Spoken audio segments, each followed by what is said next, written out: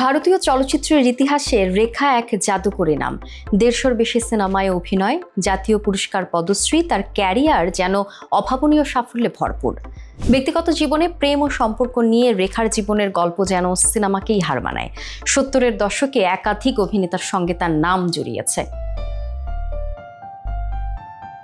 অমিতাভ বচ্চনের সঙ্গে প্রেম নিয়ে চর্চা আজও থামেনি। তবে অমিতাভের বাইরেও রেখার জীবনে এসেছিলেন আরও কিছু পুরুষ, যেমন জিতেন্দ্র, বিনোদ মেহরা।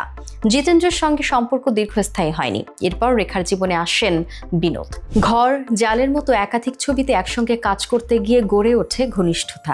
শোনা যায় তাদের সম্পর্ক এতটাই গভীর হয়েছিল যে গোপনে কলকাতায় গিয়ে বিয়ে করেছিলেন এই জুটি। বিনোদ রেখাকে নিয়ে যান নিজের বাড়িতে, কিন্তু সেখানে রেখাকে অপমান করে বের করে তার শাশুড়ি। বিনোদের মা পুত্রবধূ হিসেবে রেখাকে মেনে নিতে পারেননি। রেখার অতীত নিয়ে তার শাশুড়ির সমস্যা হয়ে দাঁড়ায়।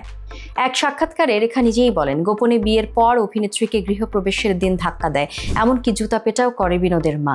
এরপর অপমানিত হয়ে কান্নায় ভেঙে পড়ে বেরিয়ে যান সেই বাড়ি থেকে। এরপর অনেকদিন কোনো সম্পর্কে জড়ায়নি রেখা। ১৯৯০ সালে ব্যবসায়ী মুকেশ আগরওয়ালকে বিয়ে করেন রেখা, কিন্তু ৬ মাসের মধ্যেই সেই সম্পর্কও ভেঙে যায়। অশান্তি ও মতবিরোধের জেরে রেখা বিবাহ বিচ্ছেদের সিদ্ধান্ত নেন। এই খবরে মানসিকভাবে ভেঙে পড়ে আত্মহত্যা করেন মুকেশ।